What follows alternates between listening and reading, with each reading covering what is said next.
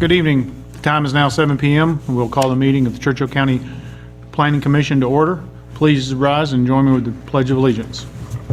Jeff?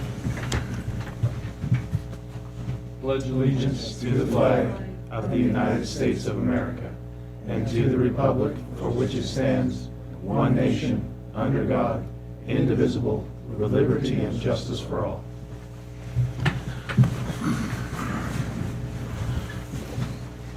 Agenda item 3, is there any public comment? None heard. Agenda item 4, verification of the posting of the agenda. The agenda was posted on August 8th between 8:30 and 5 as required by statute and county code. Thank you. Agenda item 5, approval of the agenda as submitted. May I have a motion? Mr. Chair, Zach Bender for the record. I recommend approval of the agenda as submitted or revised. Second. The motion been made by Commissioner Bunyard, seconded by Commissioner Nelson. Those in favor? Aye. Those opposed? Motion carries 6-0. Agenda item 6, verification of the notification of all landowners in accordance with NRS and the Churchill County Consolidated Development Code. Every attempt was made to reach out to all the landowners as required. Thank you. Agenda item 7, approval of the minutes of the meeting held on July the 10th, 2024, public hearing. May I have a motion? Mr. Chair, Paul Picodi for the record. I move to approve the minutes for the meeting held on July 10th, 2024. Second. The motion has been made by Commissioner Picodi, seconded by Commissioner Nelson. Those in favor? Aye. Aye. Those opposed? Motion carries 6-0. Agenda item 8, old business. A, renewal of a temporary use permit for temporary quarters during home construction filed by Aaron and Catherine Murray. The property is located at 2400 Lucas Road. Assessor's parcel number 008-11215 in the A5 zoning district. Is there anyone here to speak on behalf of this application? There's no one present. Does the staff have any details about this application? Randy Hines, Churchill County Public Works Director. Mr. and Mrs. Murray were granted the original temporary use permit for home construction September 12th, 2018. They were granted approval for an extension on 19, 20, 21, 22, 2023. During the past 5 years, Mr. and Mrs. Murray have made progress in constructing their home. The underground gas, sewer line, slab, foundation, shear nailing, rough framing have all been inspected and passed. A rough electrical inspection was scheduled for August 8th, and I do not have the results of that inspection as of today. In their application for renewal, they state that they were working on the interior electrical installation, drywall, and to correct an unlevel floor. It also states that Mr. Murray had a bad fall, which delayed construction. There's a building permit that was issued on February 13th, 2024, and expired actually yesterday. So I'll have to check the status of that building permit, see if it's been extended. I also want to note that, excuse me, with the length of this temporary use permit being up to going on the 6th year, we actually have an agenda item to propose that the temporary use permit be administrative, and the length of those temporary use permits also proposes to be 3 years max, and then it's terminated. So just a note for you guys. And that's it. Thank you. Is there any discussion or questions from the commission? We do know the gentleman was making progress decent, and then that's when he got sick, and it slowed him way down. Do you know how much work has been done since he got injured?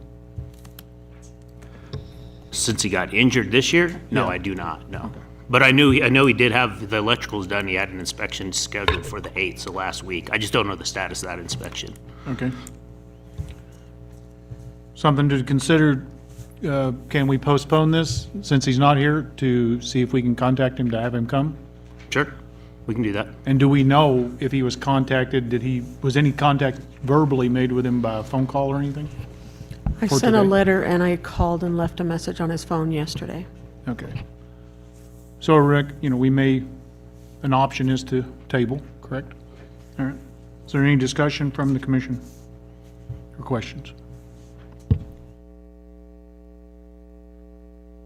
If there's none heard, we either can make a motion to table this application for 30 days or deny it and move forward. Mr. Chairman, Jeff Goings for the record. I really would like to hear from the owners here before we either deny or approve. And I just think that, if we continue to extend these special use permits, that it really should be a requirement of the applicant to be before so they can explain what's going on. We can figure out if there are hardships, if there's something that's a problem or whatever. So that being said, I'd move to postpone this for 30 days, and hopefully we can have the applicant here for the next meeting. All right. Motion been made by Commissioner Goins, seconded by Commissioner Nelson to table this application for 30 days. Those in favor? Aye. Aye. Those opposed? Motion carries 6-0. Agenda item 8, old business B, renewal of a temporary use permit for temporary quarters during home construction, filed by Carrie Bassford. The property is located at 895 Howard Place, assessor's parcel number 007-85119, consisting of 17.0 acres in the A5 zoning district. Is there anyone here to speak on behalf of this application? Please come forward to the table. There's a red light there. Push that up close to you. Get it to turn green. State your name and address for the record.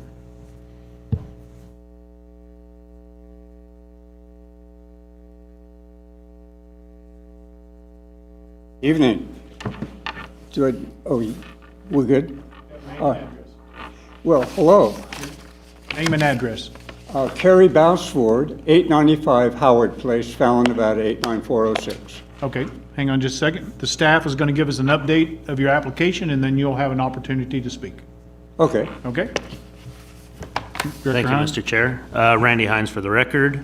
Mr. Bassford was granted the original temporary use permit for home construction on August 12th, 2020. Mr. Bafford was also granted approval for the extension of the temporary use permit in 21 and 22. In 2023, Mr. Bassford's renewal was denied by the Planning Commission due to the lack of progress of the construction of the new home. Mr. Bassford appealed the decision with the Board of County Commissioners, which ultimately reversed the denial of the Planning Commission, and the TUP was valid for 1 more year. During the past 4 years, Mr. Bassford has installed a well, power to the well, and a septic system. A building permit application was submitted in August of 2023, but has not been issued, and impact fees have not been paid for the home itself. Again, I just want to note that this kind of exceeds the plan that we want to go forward with in our temporary use permit, so. Thank you. Do you have anything you'd like to add that he did not speak of? Yes, well, there's quite a bit of progress. Where we're at right now is with the letter that I submitted for my temporary permit for this session, I have it outlined what I had done up to this point. And that is that I had Lonnie Lofthouse come out, and it took him quite a few months in order to give me a estimate for complete building of the house.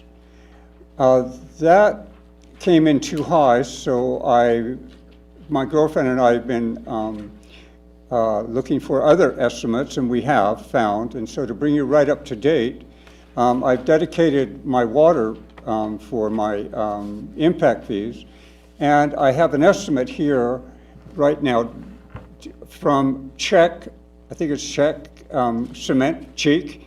I have that right here, and I have an estimate from them in order to put in the foundation. Then also, my friend has a contractor who is going to be coming and giving us an estimate for building house. And we went ahead, and in order to make a savings on material and made the house bigger, went ahead and made a new floor plan, which has been submitted to the department today. And that's right now, along with the estimate, and that's basically where we're at then, yeah. So the new floor plan has been submitted, and I've got an estimate, and I'd like to move forward and get the foundation put in right away, and then move on to getting the house built. Okay, a couple things. You submitted a plan to the building department to get a permit or for them to review? It's a new plan. I have already submitted one, which was last year, and that got approved. But we went ahead and made it bigger in order to save material and instead of have the plumbing all put together, it was too spread out. So we redid it and it got submitted today. We went ahead and submitted it to the planning department today via my friend. Did you submit for a permit? For a new floor plan. I haven't gotten the permit yet because we're not building yet. Okay, can you speak on that part? Yes, Mr. Chair.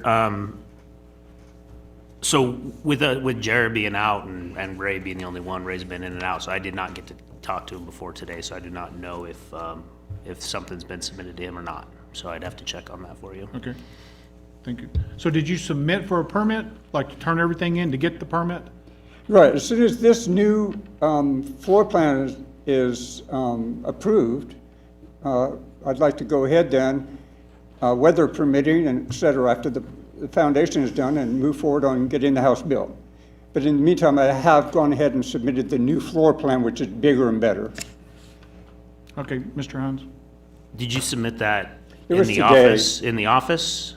They did it via email. Okay, Yeah, so my electronically, girlfriend did it. so you've submitted a I'm sorry? building permit, you filled out the application for the building permit and everything? When that time comes, right. Because there's no need to apply for a permit yet to build because we're not ready to build yet, right? Okay. Okay. Go ahead, Scott. Did you bring a copy of the floor plan with you today? Right here. The That's a new copy. one. That's a copy of the new floor plan. I have a copy here, yes. Okay. Can we see that? And then Sure, right now? is the quote from Cheek Yes. Mhm. based on the new floor plan or the old floor plan? Because it sounds like you had the quote from Cheek before you submitted the floor plan. So, what did Cheek quote? I'm sorry, what? What I did ha- Cheek Construction quote? Oh, it's Did right they here. quote the new floor plan or the old floor plan? It's for the new floor plan. So you have a quote for the new floor plan that you submitted to the building department today. Exactly. Right, right. Good question. Can I see the floor Oh, you plan? know Can what? we I see pulled that? up the wrong thing here. Here it is, I'm sorry. Right here. Do you have a construction timeline schedule? Because as you know, we started 4 years ago. Nothing has really happened that much in 4 years. So do you have a timeline of construction? Yes, I would like to get as soon as I can, get the foundation in right away. And then as soon as that's done, if we can move on building the house, I will. But right now, I do have the estimate from Cheek, and as soon as I can, according to their schedule, if they say, well, we can do it in a week, fine, whenever they can get to it. I understand. The commission have any questions or discussion about this matter? Cody? Paul Pagodi for the record. Mr. Bassford, are you potentially able to just maybe find an apartment during this build of your house? Because this is, Sorry? do you have the ability to get an apartment to find other quarters? No, I'm living on my land in temporary housing right now. I've been there for 8 years. Yeah, this will be the 8th year. Okay, in the does that meantime, I've consist had of is it a everything's in mobile place. home? I'm sorry? Is it a trailer home, an It's a RV? travel trailer and an out west building. But I have everything there now. Last year, So if this is denied, would you have the ability to find other quarters for living? other quarters? No, I can't afford that. I'm on my land. Right. Right, I pay a mortgage on it. So you own the land and? Yes.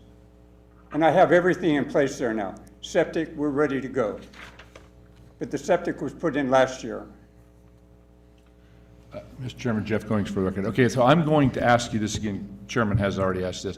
Can you give us a timeline? It sounds to me like that you're probably looking at, what, another 4 or 5 years, 6 years down the road For what? to get to completion of your home? No. As soon as we get that foundation in, I can do the house, get the house built on top of it. Yeah. Yeah, I'm hopefully in the matter of between now and before winter, get the foundation in. It's all up to check on their schedule.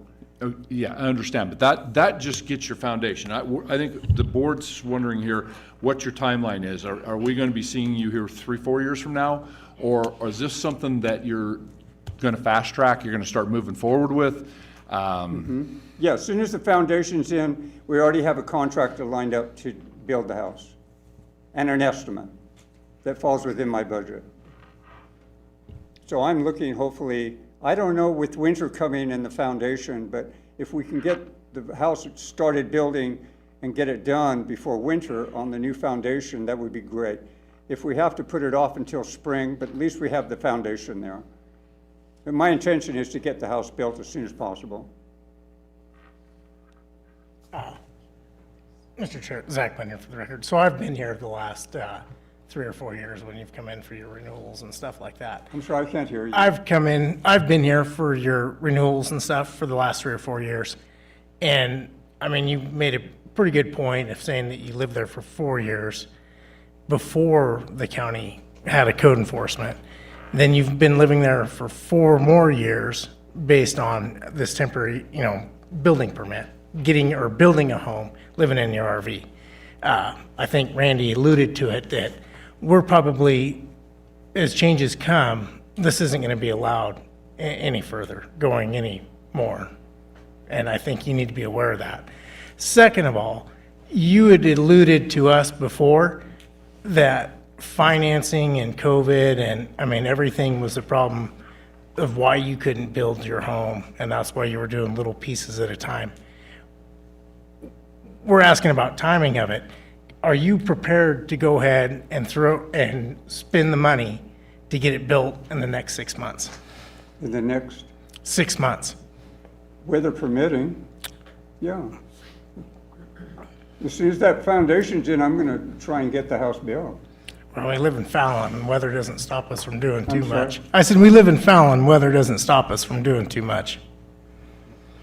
I'm sorry, I can't understand what you're saying. I said, we live in Fallon, the weather does not deteriorate us from doing anything normally. We don't get feet of snow and any of that, so I think you'd be able to move fairly quick. Mr. Chairman, yeah, Mark Hyde for the record. I want to ask a couple questions just to get some clarity. First of all, I just looked at the bid from Cheeks Construction is a proposal, it's an estimate, until there is an engineered set of plans. And so the first thing that needs to happen actually is to have a set of building plans that are engineered that you can submit to the building department for a permit. And Mr. Cheek isn't going to give you a final estimate until you produce an engineered set of plans. And so what I'm seeing so far are drawings and sketches and some assumptions of what might be, but I'm not seeing any evidence that there is an engineered set of plans that has been submitted to the building department so that you can move forward. And so my question is, where are you on that in getting an engineered set of plans? And I don't know what you submitted to the building department, but just submitting a floor plan really won't move the needle. It has to be an engineered set of plans that you submit for a building permit. So my question is, do you have a plan, like right now, What- This is a revised plan. No, I'm saying, do you have an engineered set of plans? Engineered? The first one that I submitted was okayed for a permit, and that was engineered. So this is just making it larger. Yeah, so what I'm saying is that I just looked at the quote from Cheeks Construction. Let me see that for a second. Yeah, it's a proposal for scope of work. This is a budget estimate. We'll update once engineered plans are received. Well, I think when the contractor who's going to then build the house, you know, on top of after Czech gets the foundation in, in order to answer your question, I think then what would happen is he would probably take that plan and do an engineering plan. But having never done this before, this is all new to me. But I have already submitted, and my engineered plan was Quick question for the Mr. Hines, Director, and possibly Approved. Dean.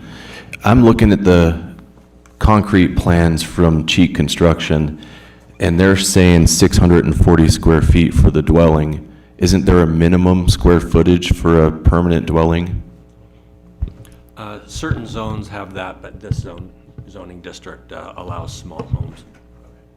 I'd like to Chair- follow up on the Yes. engineered plans, right? If it's, depending on what permit, if it's a home builder, they don't have to be an engineered set of plans. They can have a set of plans.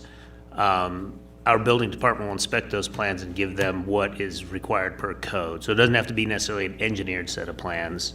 The homeowner can prepare those plans themselves. Or a contractor can prepare the plans for the contractor to build the plans. So it doesn't necessarily have to be an engineered set of plans. Thank you. My question, but that set of plans, either or, does it go plan review before permits issued? Or are we submitting a set of plans and then asking for the permit at that point? How long is plan review on this? Typically, and it depends on what's in the queue, but typically it's probably about a week. So if it was submitted today, and again, I don't know if it was submitted today, we should probably have an answer next week and we could issue that building permit next week. Along with that building permit comes impact fees as well, so which was Right. like $7,400 plus or minus or Right, whatever. and I've that already is, so- done that with Sure, the but there's water. still other impact fees. Right, It's just not the Right, dedication. and they said I There's- do that at the time when I asked for the permit. Okay, so, Right. so if you've turned it in today, we should be able to turn that around next week. And just for clarification, he submitted those plans today. Did he have to submit a deposit? Did he have to submit something with that? No. Plan review will happen with $0 input. Correct. Okay. Is there any other discussion? When you put the septic and all that in, did you pull a permit for that? I'm sorry? Randy, do we know? Is that all permitted, everything that's been done? Because that was a long time ago, Okay. and I recall that happening. I'm sorry, I have to apologize. I'm hard of hearing. I got new hearing aids, but they're not here yet. I apologize. I have an Thank answer. you. Thank Thank you. I'm sorry. So this Yeah. is just an update? Go ahead. I had an answer on that septic system. good. So back in 2022, Director Spross noted that no inspection had taken place yet since it had not been installed yet. So I don't know if there was anything after that. I did get notice from the building department, and they did not recall any septic inspections done on the Oh, site. really? So, Oh, but again, I can follow up with that with Ray tomorrow. So, but I have not seen anything on that. yeah, that was 2 years ago. You go. John Hancock put it in, and that was when I was here, and I told you that at that hearing. Yeah, Mr. For Chairman. 2022 or 23, I think it was. I Yeah. had the septic put in. Okay, Mark Hyde for the record. Just one last question, Mr. Bassford. Do you have the funds available to complete this project this year? Do I have what? Do you have the funds you have the money to complete the project?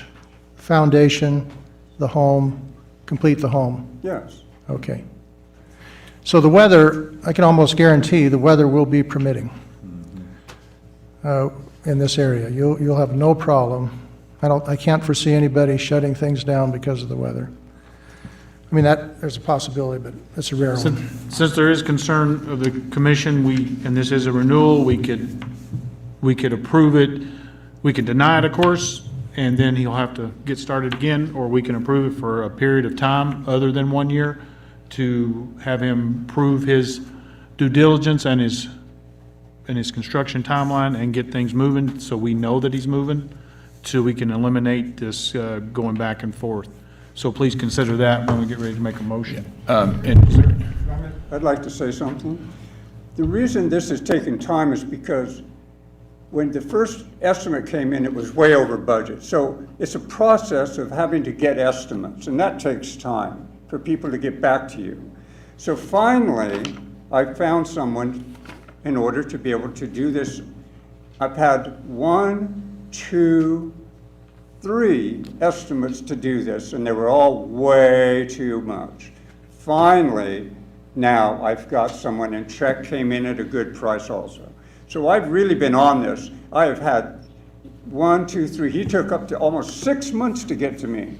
Then finally, he got an estimate to me. It was way over. I couldn't do it. Then I had another one come in. Couldn't do it. The other one came in just last week. Couldn't do it. Finally, got it nailed down. So it has taken time. It just doesn't happen that quick. We understand, and thank you for that input. However, we need to make a decision so we make sure this project stays moving forward. If we do not approve you for a year, we may approve you for a less amount of time so you can show a good amount of progress within that time. Then we can always keep going, but at some point, we have to close the deal if nothing's going to happen. So does anyone have anything else before I call for a motion? Yes, Mr. Chairman, so I was thinking right along the lines that you were, that we extend this for maybe 60 days, and let's see if your plan's been accepted, if permits have been pulled. Once we start to, I think once this board starts to see that potentially you've got some investment in it, there may be less pushback. But at this point right now, we really don't see any investment in it other than a proposal and a plan that's gone before the county building department. So we don't see any of the fees, any of the impact fees, any of the money that needs to be invested that proves to this board that you're moving forward and that we're not just kicking the can down the road again. We're not at that point yet, sir. Yeah, I have. I've submitted the plans. They've been approved. I've dedicated water. I've now got an estimate in order to do the foundation. I'm ready to pay and have that done. That's an investment. When the time to pay the permit fee, I'll pay that. We understand your concern. I'm sorry? We understand your concern. We understand where you are. Yeah. Okay, we may or may not, but if we do choose to approve you, we may only choose to approve you for a short period of time. And as long as you're doing what you're saying you're going to do today, there will not be an issue. Because if you do what you're doing or saying you're going to do today, we will probably enact it for like a year, so you have plenty of time to get it done and you don't have to come back and forth. So we're not saying no, we're not telling you you're doing something wrong. We're trying to get you to be in compliance with the system, okay? Okay, and You I feel understand? I am. All right, thank you. If there's no other discussion, ask for a motion of approval or denial. Mr. Chair, Scott Nelson for the record. My suggestion is we extend it for 90 days, and within that 90 days, a building permit and impact fees have to be paid, and we have to be moving forward. That is my suggestion. Second. Motion been made by Commissioner Nelson, second by Commissioner Bunyard, that we extend this application for a period of 90 days. The building permit must be in place and paid for. The impact fees must be in place and paid for within that time frame. Those in favor? Aye. Aye. Those opposed? Motion carries 6-0. Thank you. Thank you. Can I just have my papers back? Making a copy for the record. They're making a copy for the record, and she'll be right back with them. I'm sorry. She stepped out to make a copy, and she'll be brought back to give them to you. All right. Thank you. Thank you. Thank you.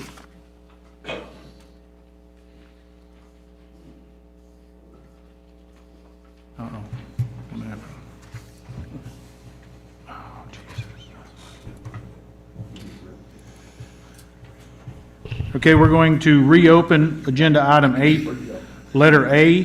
The gentleman has come present, so we're going to go back to that item. So it would be a renewal of a temporary use permit for temporary quarters during home construction, filed by Aaron and Catherine Murray. The property is located at 2400 Lucas Road, assessor's parcel number 008-11215 in the A5 zoning district. Please state your name and address for the record. Pull the microphone up close to the edge of the table there. Aaron Murray. Nope, hang on. Hit the red button again. There you go. Aaron Murray, 2400 Lucas Road, Fallon, Nevada. I apologize. I forgot my ears. I can't hear a damn thing without them. All right, thank you. Since you've already said the previous, do you want to say your application comments again, or just let him speak and move forward? If you'd like. It's up to you, if they need to be read into the record at the time. I think we've already done it. We can. Okay. Yep. Do you have anything that you'd like to bring us up to date on your project? Bring us up to date on your project? Mr. Ray Brown came out and did an in-depth. Mr. Ray Brown came out and did an in-depth. Everything's good. When did he come? We're on the home stretch, putting in sheetrock and floor. Hopefully it'll be done by Christmas, first part of the year, somewhere in that vicinity. Okay, I hope this is the last time I have to come in here. Again, I apologize. I forgot my ears. I had to go back home. okay, thank you. Does there any commission have any discussion or questions? Just quick clarification. So Ray from the building department made his framing inspection. We're good to go and, okay. Correct. All Rough inspections inspection is now that done, he's yeah. to date has been completed and passed. So, I call for a motion to approve or deny, or from the commission? Mr. Chair, Scott Nelson for the record. I move to approve the renewal of the temporary use permit for temporary quarters during home construction filed by Aaron and Kathy Murray on the property located at 2400 Lucas Road, assessor's parcel number 008-112-15. Motion has been made by Commissioner Nelson, second by Commissioner Goins to approve the application. Those in favor? Aye. Aye. Those opposed? Motion carries 6-0. Thank you and good luck. Thank you very much. Thank you for your help and your cooperation. Yep, thank you. You're welcome.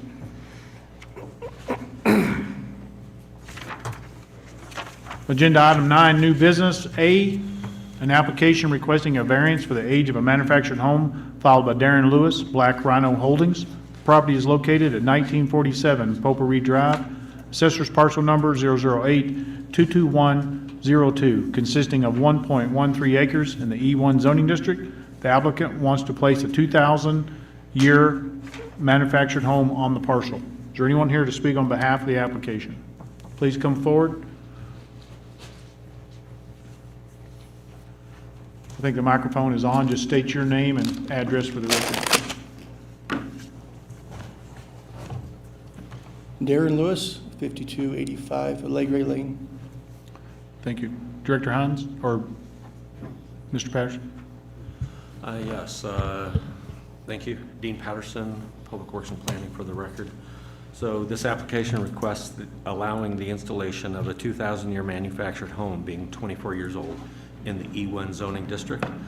County code requires manufactured homes in the E1 zone to be no older than 5 years old. The applicant seeks to waive this age requirement because the proposed unit is in good repair, has been renovated, and looks good.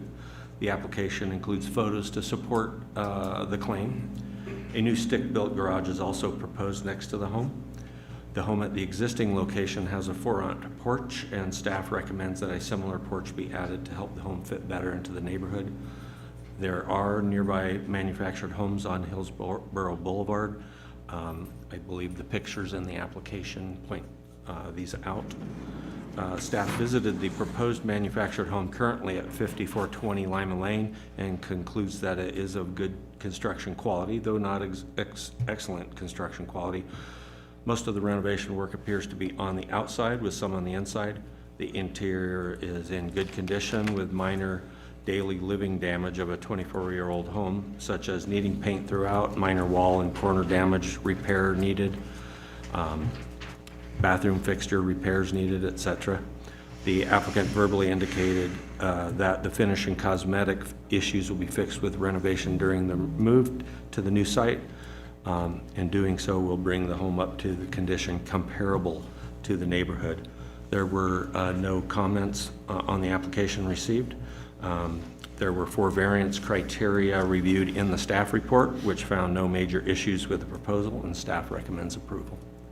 With that, I'd be happy to answer any questions. Thank you. Does the applicant have anything they'd like to add that's not been presented? Yes. Please go ahead. I have a few pictures here that kind of go with those. They're labeled where they're at, so if you guys would like those, I can hand those out as well. Is it the same pictures that you submitted? They are. They just label where they're at on the parcel map, the homes that you see in those pictures, where they're located on the parcel map. If you wanted to see proximity of where they're at. Would you like those or not?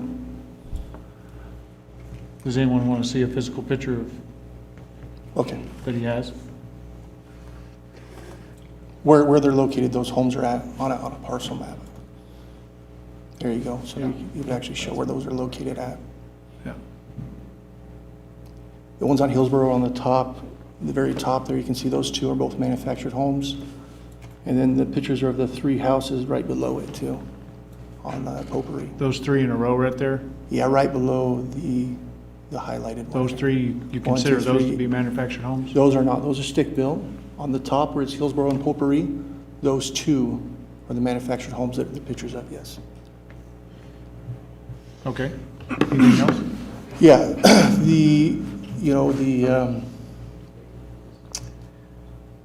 all the homes in that area are generally the same age.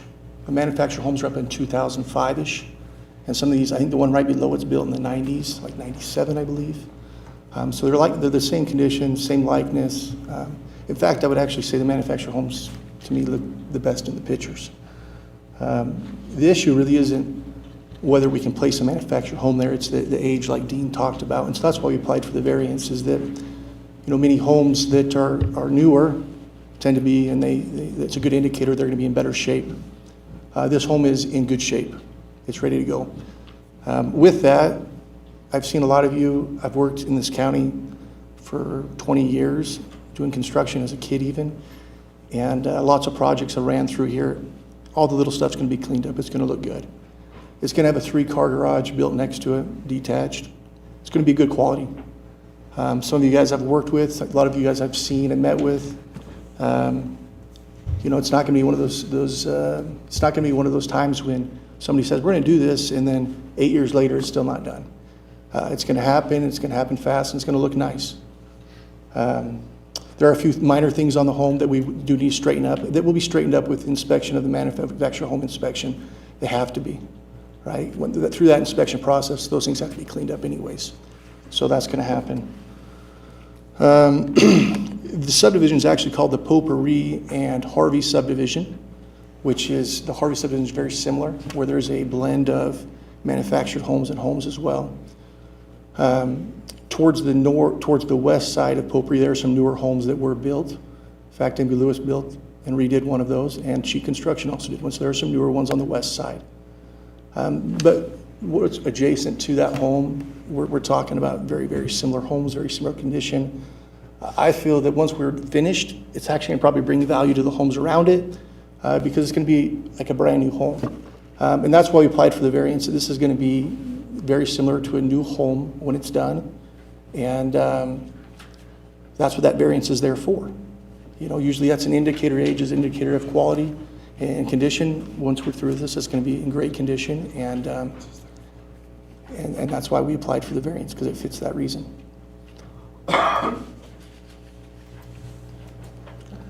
Thank you. Does the commission have any questions or discussion? Yeah, Mr. Chairman, Mark Hyde for the record. I have to recuse myself because this is my nephew, and I hold him in high esteem, but I need to be outside of this discussion, so thank you. Thank you. Any other discussion or comments? Mr. Chairman, Jeff Millings for the record. So I want to go back to this parcel map, because I'm pretty familiar with this subdivision. It was started by Tom Ingalls back a long, long time ago. Well, it started before that, but he finished up much of that Potpourri Drive there. Point out to me again, are the only manufactured homes that we're seeing in here are the ones over there in Hillsborough, like on 33, 34, 31? The two on the top on Hillsborough Lane, that kind of, Yeah. that one that's right in the corner of Hillsborough and Potpourri, Okay, and the so- one that kind of backs to it. Right. So those are really kind of out of this subdivision, this Potpourri Drive area here, which is, I mean, I follow, we're abutting it. But when that Potpourri Drive was put in there, that was all stick-built homes that were in that Correct. location. Yeah, down that line, you're right there. Yeah, and, okay, so I just want to clarify that, because I think that might have a little bearing on what we're looking at here, because I'm sure that there's going to be some property owners that are going to come up here and want to, you know, say, hey, we've got a stick-built subdivision here, and now we're going to move in a 20-year-old. Right. So I appreciate that, Jeff. Good comment. At the same token, it's already approved to have a manufactured home there. It's just not within the right year. There's no CC&Rs in that area saying we can't put a manufactured home. So when it comes down to it, we're going to put one there. And I think, why do we need to go get a brand new one when we can put one in the same condition? It's already in our county too. It's not like that house is, it's Lyle Whitaker's old house. A lot of you guys have driven past. It's in good condition. So, you know, I don't know if that's what the issue is there is. I guess I'm not following it because we can already put a manufactured home there. That's not really, there's no CC&Rs on that. So I don't understand that question, I guess, all the way. Well, it comes down to you're looking for a variance here, and The age of the home. the age of the home that you're putting in there is 24 years old. Okay. Okay. Or 24. Yeah, 24 years old. And so we're looking for a variance here, and then we're looking at this subdivision, which was stick-built. Yeah, you can put a manufactured home there, but a 24-year-old, I mean, that's going to be the argument. Okay, thank you for the clarification, Jeff. Yeah. Mr. Chair, Paul Picotti for the record. Is there a chance that you're going to put this manufactured home on a foundation and convert it to real property? It has to be put on a foundation, 100%, yes. Okay. Yeah. And we've already submitted plans for everything through the building department. And you Thank can you. verify that as well. Can you, anyone else? It appears from the photo that some type of construction has started. Can you speak to Yeah. why the construction has started there? Yeah, so I think there's this delay in processing through the plans. I know Marie's out. And we put it in initially as, we thought the note code was 1985, because that's what's out in like an A5 and A10. And so we actually started digging out, and we threw down some form boards. We were waiting on the on the building department because they've been slower than they have. Plans, actually, we've set plans, it's been 3 weeks still right now. Trying to keep people going and working.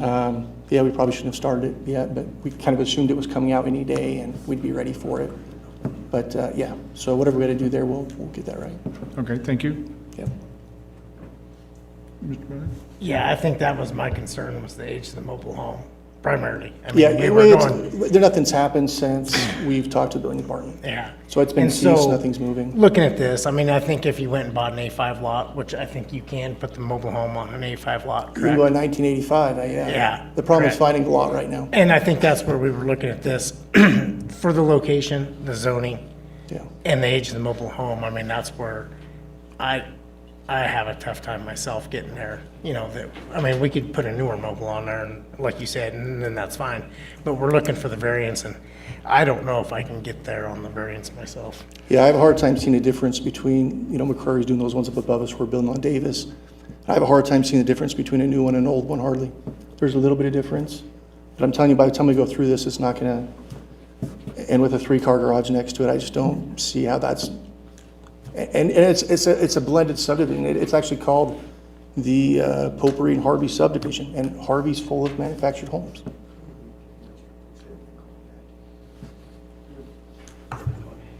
Have you talked to any of the neighbors that have stick-built homes right around you? I've just had a few come talk to me. I had the guy just to the south talk to me.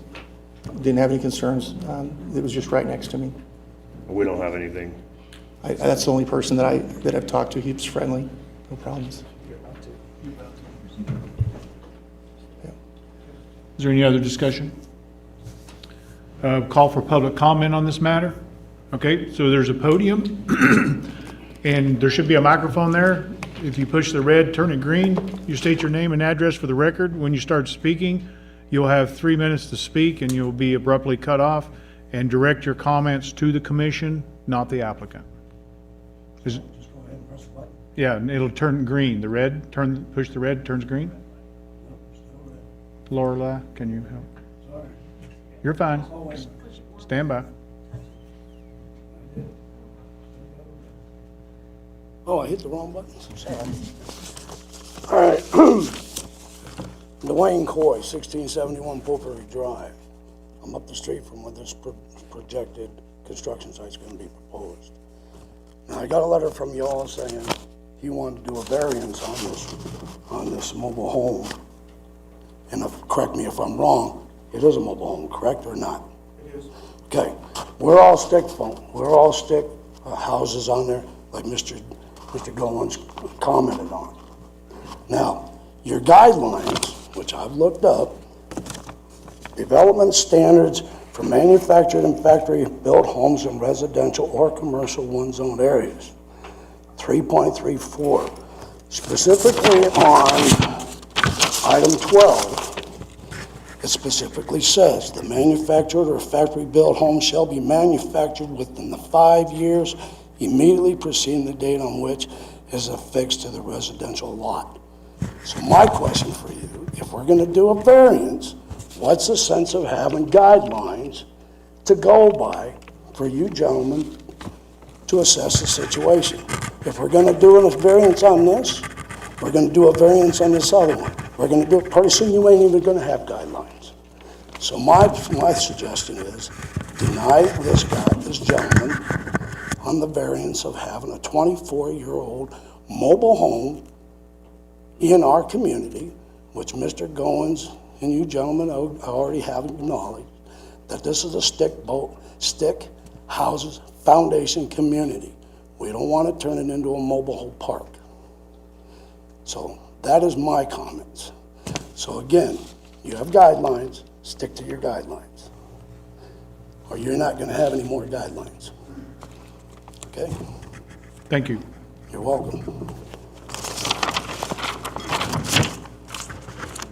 Is there any other public comment?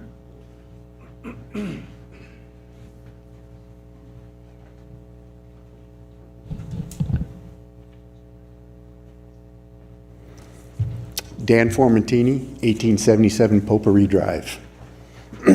I've been living there since 1996. I had to build a stick home, and everybody that came after me started building stick homes.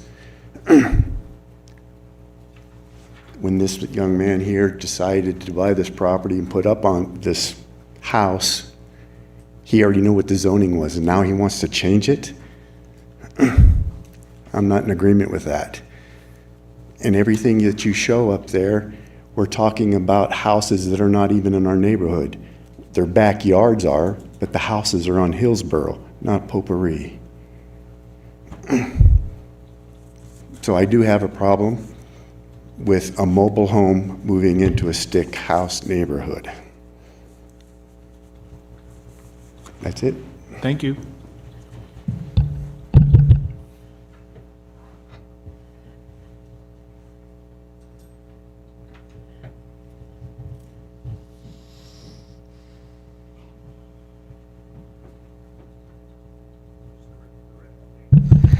Jason Minez, 1859 Potpourri. I've owned the place for 2 years now. I'm in agreement with what Dan and Dwayne has both said.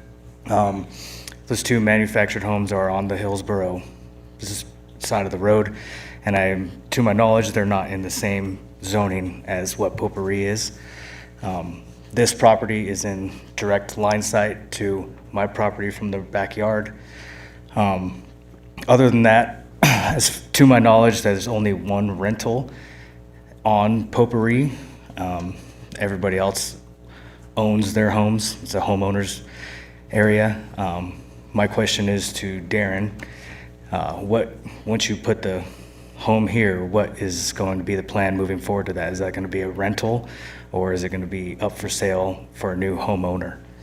We'll talk to him in a second. We'll ask the question. Other than that, there is strict guidelines for the area, and I would like to see it stick to the guidelines of, no older than 5 years. And that's all I have. Thank you.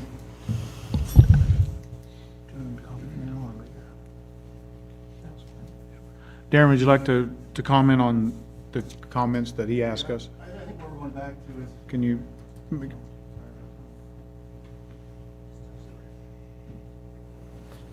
Thanks, Randy.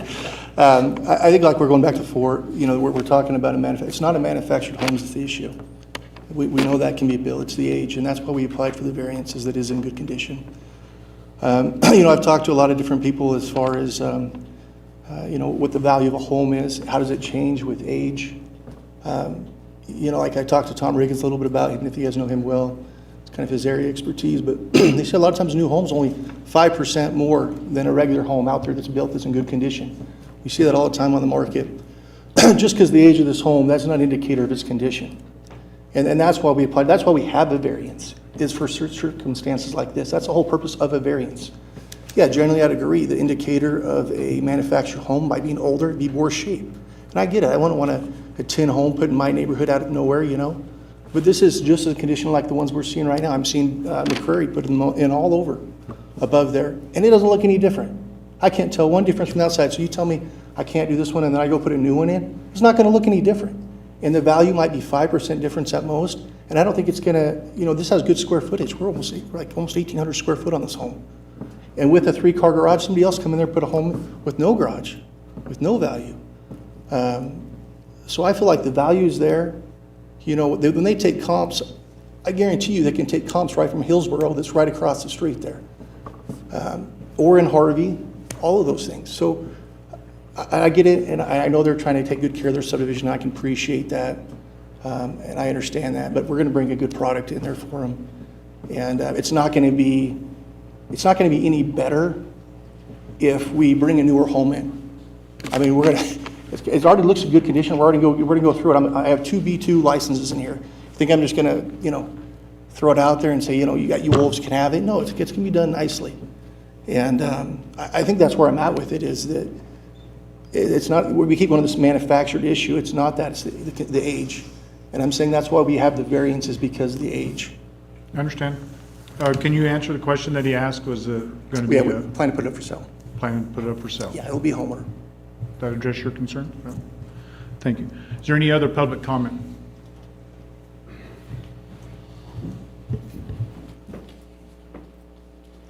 Adam Stabler, 1775 Potpourri Drive. I've been there for going on just over 3 years now.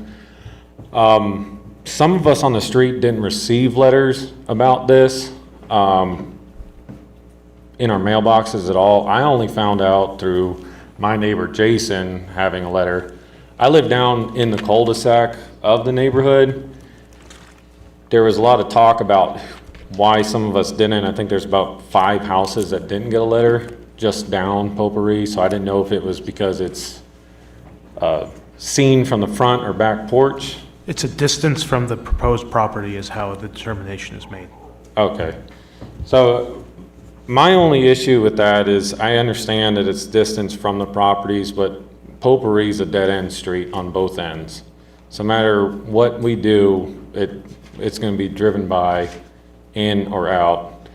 We do have guidelines for the street, and I feel like that was known before even the purchase of the property. So I feel like this was known a long time ago, between purchasing it, looking at it, knowing what you want to do with the property, and then it's been all these other steps up to this point, and then it's, oh, hey, 2 weeks ago we received a letter for this variance. there's months of planning and approval for building and digging holes and whatever else has already been done to the property. So I feel like waiting this long and then it's just trying to stick something out there to turn around and flip it and make a quick sale of it. You know, I like the neighborhood. Between myself and a couple other people, we have some of the more expensive houses with the bigger properties and bigger stuff that we try to keep nice and clean and all these other things. And it might be nice and new looking mobile home, but it's still 24 years old. You can put lipstick on a pig, but it's still a pig. You know, I don't mean to be mean in any kind of way, but I feel like, you know, there's stick-built houses for a reason.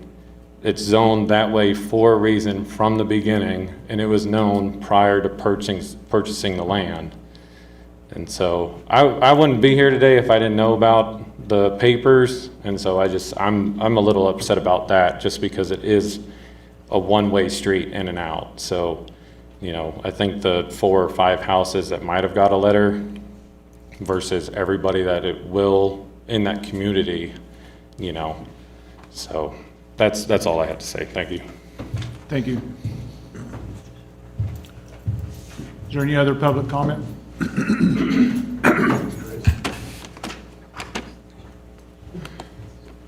Hell, half this board already knows who I am. So. My name is Mike Green, 1791 Potpourri Drive. Potpourri's a special street. We take care of that street. You guys don't. We grade it. I paid for it twice now. Set myself on fire, pumping out my cul-de-sac. We take care of that road. Understand, he has a manufactured home. Guidelines have been repeatedly said no more than 5 years old going on that property. But that's the first house that someone's gonna, sorry, Eric. That house is gonna be the first house someone sees driving on this neighborhood. We don't have a lot of money. That's our major investment, is our property. That house is gonna be the first one to see. Yes, it's gonna look good, he says, but it's gonna be a manufactured home still. It is not stick-built. And whether people believe it or not, that will be a factor in determining the value of that home, where everyone else is. I live on the back of the cul-de-sac. My house has been appraised well over $400,000. I think that's stupid, but that's what it appraises for. I don't think anyone would pay that much money for a manufactured home. So I don't approve of this, but it's our community. We take care of it, and as you can see, some of us are out here trying to take care of it again. That's all. Thank you. Is there any other public comment?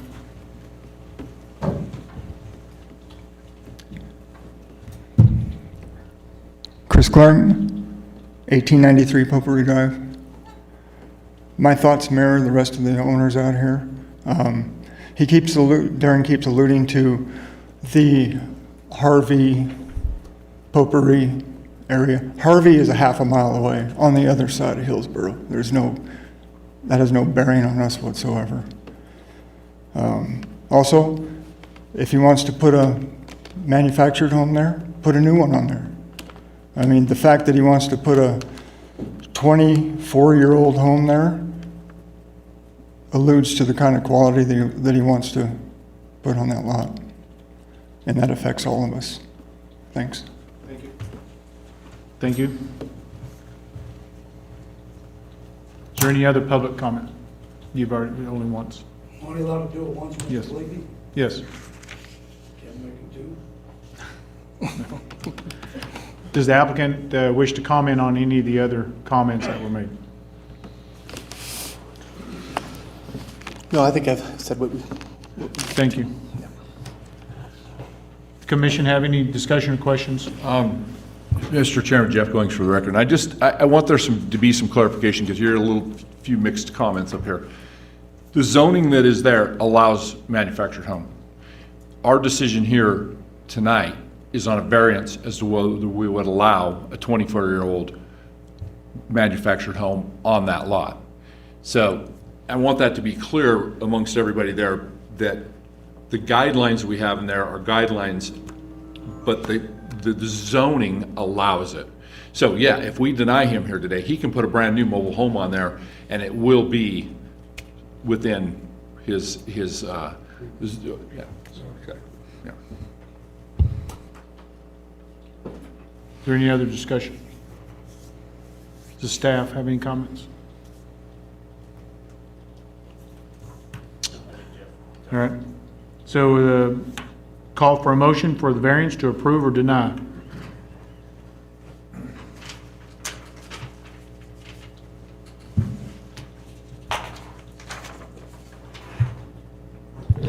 Mr. Chair, Scott Nelson.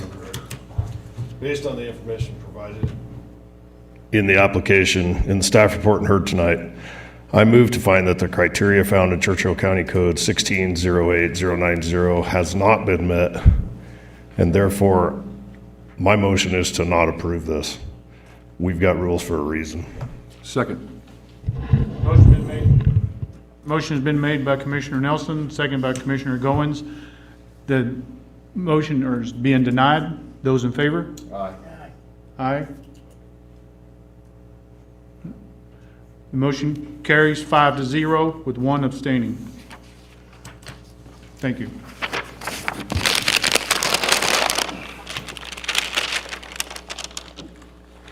Agenda item 9, new business B, a reversion of acreage map application filed by the State of Nevada Department of Wildlife.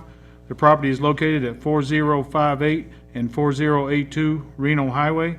Assessor's parcel number 008-46178 and 008-46177, consisting of 1.0 acres and 1.06 acres respectively, in the C1 zoning district. The applicant wants to combine 2 parcels into a single parcel.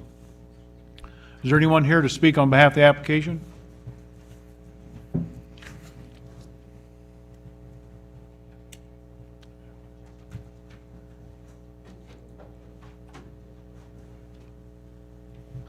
Push one of the red buttons there. There you go. Your business address will be fine. Chris Urquhart, representing the Department of Wildlife for 4082 Reno Highway. Thank you. Mr. Patterson? Thank you, Dean Patterson, for the record. The application is requesting a lot merger, specifically a reversion to acreage, to combine 2 parcels of land owned by the applicant into 1 lot. One existing lot contains buildings and a parking lot, while the other has been vacant until recently with a parking area being constructed. Those can be seen on the air photo on the screen. It should be noted that the parcel line to be removed currently has a utility easement that is not being abandoned, and so it will remain. And so just so you know, that will affect any future buildings. Note that the county has very little discretion to deny or require changes to the reversion to acreage. There have been no comments. The staff report reviews criteria for approval and finds no major issues of concern, and staff recommends approval. Thank you. Does the applicant have any further comments to add?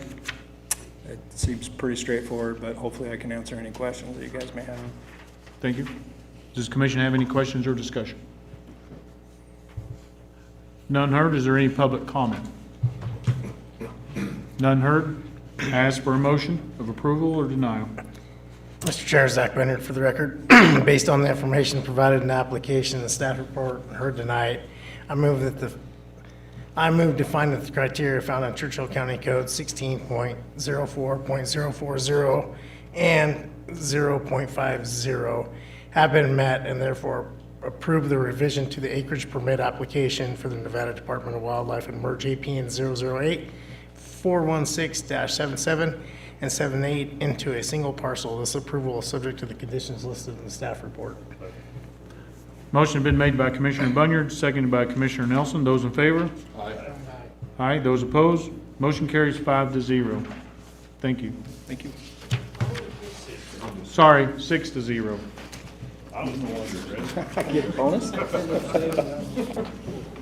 Just trying to push you out, Mark. And that was a recommendation to the board, correct? I'll clarify that. That was a 6-0 recommendation to the County Board of Commissioners. Agenda item 9, new business C, special use permit application for fleet vehicle parking, maintenance, and long-term parking filed by Ivan Rudkovich, Mountain Rock LLC. The property is located at 2528 Resource Drive. The parcel's number is 009-25163, consisting of 5.0 acres in the industrial zoning district. The applicant wants to park and maintain the business's truck fleet and to rent parking spaces for other large trucking businesses. Is there anyone here to speak on behalf of the application? Please come forward.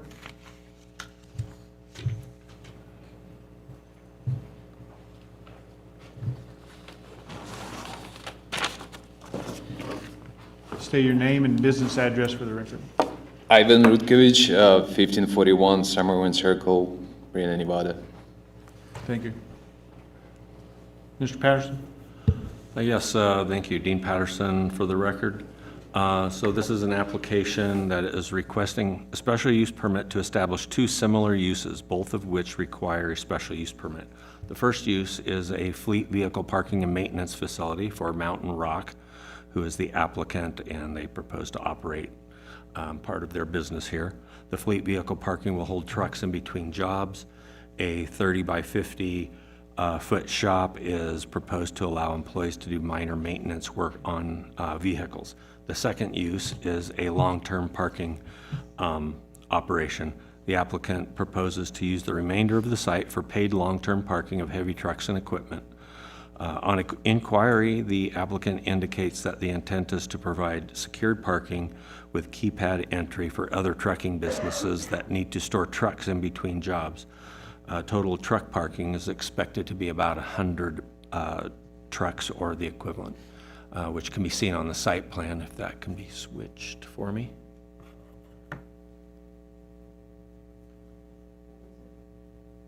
There we go, yeah. So you can see there's extensive vehicle parking. The staff report reviews 5 criteria for approval and finds no major issues of concern.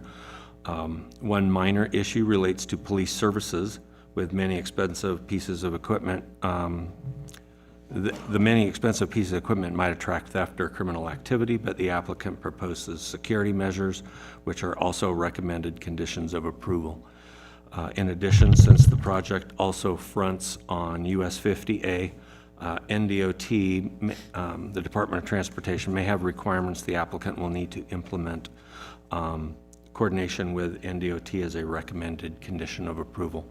Their specific issues are mainly relating to stormwater and signage along the highway. There were 2 comments, as I alluded to. NDOT provided comments. Those have been provided to the applicant as well, and the building department has provided comments relating to ensuring that disabled persons are the requirements for disabled persons are included in the construction of the building, as well as a commercial septic system. So that was the building department conditions. Staff recommends approval. Thank you. Do you have any additional comments to add? No. Thank you. Here to answer any questions. Thank you. Does the commission have any discussion or questions? Is there any public comment?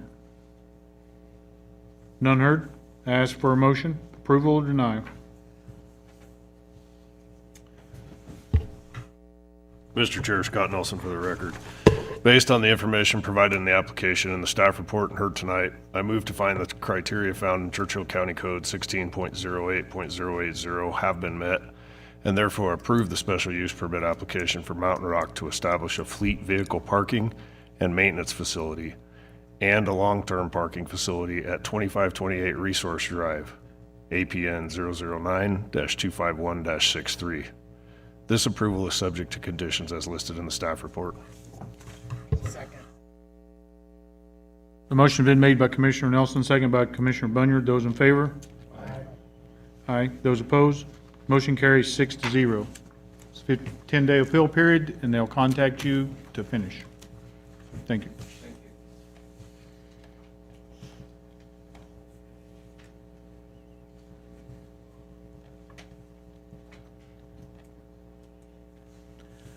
Agenda item 9, new business. D, special use permit application to add used auto sales in conjunction with an existing automotive repair and body shop previously approved for Brenda Garbito, Bulldog Auto Sales LLC. The property is located at 3921 Arnold Way, assessor's parcel number 008-41155, consisting of 1.1 acres in the C1 zoning district. Is there anyone here to speak on behalf of the application?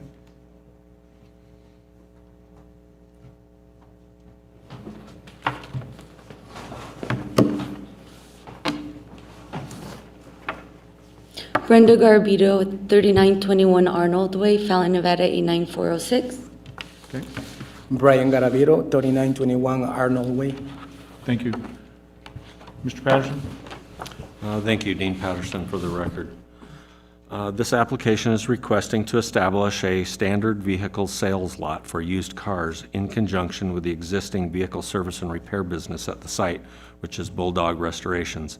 Bulldog Restorations received a special use permit in May of 2021 for an auto repair shop. Both businesses are owned and operated and permitted by the applicant, and ownership of the property is under Bulldog Auto Sales. According to discussions with the applicant and her husband, the business operates as follows. They obtain vehicles that have been in collisions, often through auctions and often unlicensed. They bring the vehicles to the Bulldog Restoration shop and repair them.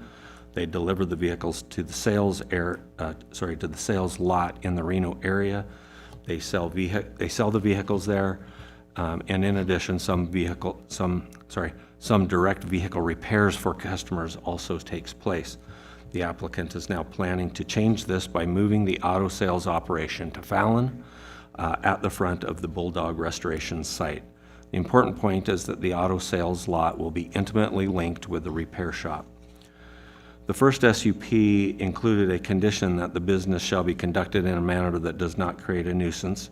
Since then, the site has regularly been subject to enforcement action for an excessive accumulation of vehicles, including storing them on the streets along both sides of the site, a problem that approaches the level of being a nuisance. During enforcement contacts, vehicles get moved off the street to be within the screened perimeter fence of the site, but there's too many cars to be held within the site for long, and the cars get migrated back to the street. In addition, cars have recently been stored in a residential area on Carr Lane, which was another subject of enforcement.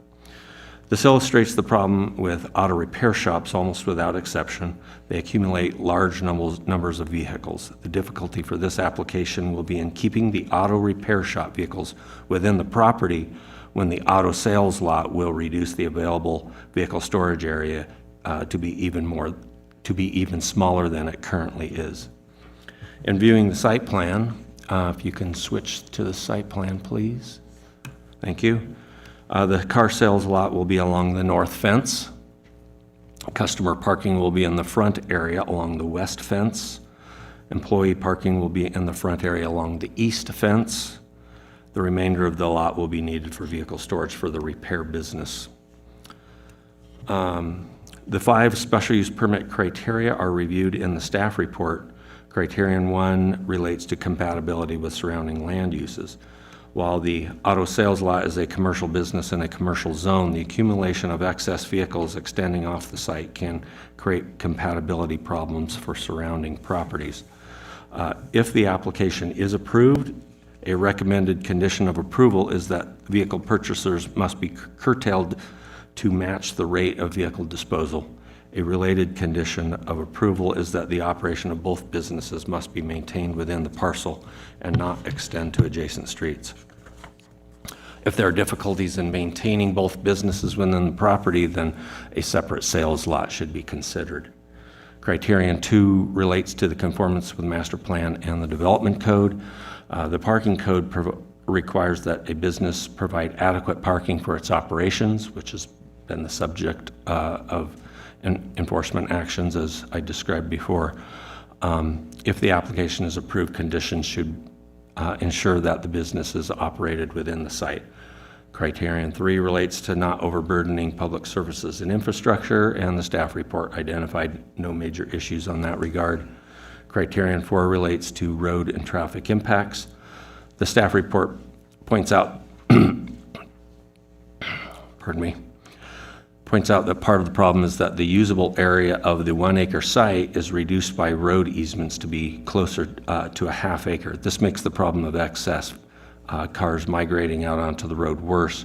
Adding a new business to the repair shop site reduces the space to manage cars related to the repair shop.